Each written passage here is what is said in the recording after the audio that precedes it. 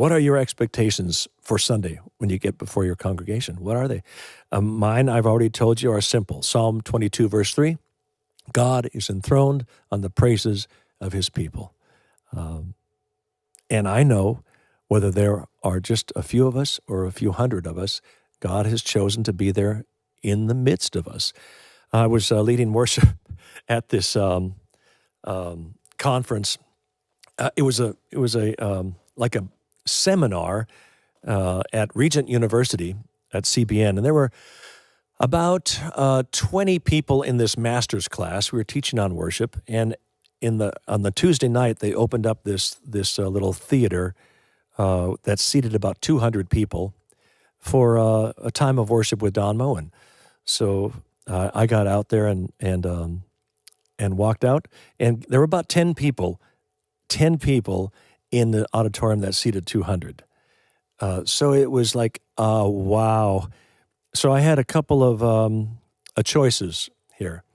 I could have acted like I didn't notice that, but it was so obvious. There were two people here, two there, one back there, one over there. And it's like, okay. I can see they really love Don Moen here. It was like this. I just said, before I started, I said, hey, could we just talk for a second here? I want you to know that I'm aware that there are only 10 people here tonight. And I'm also aware that this auditorium seats 200. So it looks weird. Now, I'm inclined to say, let's all move to the front row here and come right, but that's going to feel weird. And you're going to feel weird. So then I'll have one row of people. So I'm not going to do that. I'm also aware that you're going to feel sorry for me that there are 10 people in this auditorium of 200. And you're going to want to applaud after the song. And I know you're really saying, poor Don, he needs some support. So you don't have to applaud. I'm aware that there are 10 of us here, but here's what I'm not going to have you move. Stay right where you are. But here's what I know. Psalm 22, verse 3 says, God is enthroned on the praises of his people. You are his people. And as we worship tonight, he is going to come and dwell in the midst of our praises. And you know what? People got relaxed. We got that out of the way, like talking about the elephant in the room. And we had a beautiful time of worship. And God did inhabit our praises, okay? So those are my expectations. God has promised to inhabit the praises of his people, Psalm 22, verse 3.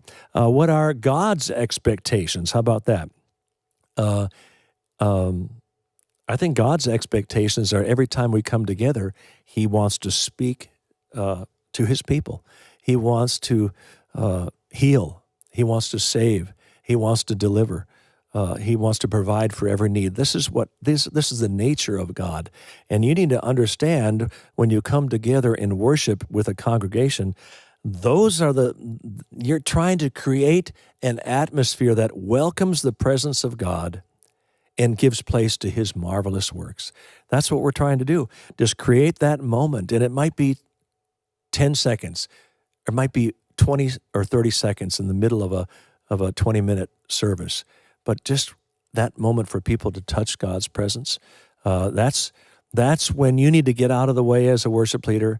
Let God do what he wants to do. And again, that's healing those who are sick, delivering those who are oppressed, providing for every need, bringing encouragement to those who are discouraged, bringing hope to those who are hopeless. This is what happens. And you need to, as a leader, you need to expect these things to happen when you come together. You just need to expect them, expect healing, expect people to get saved in the middle of your worship time. Why not?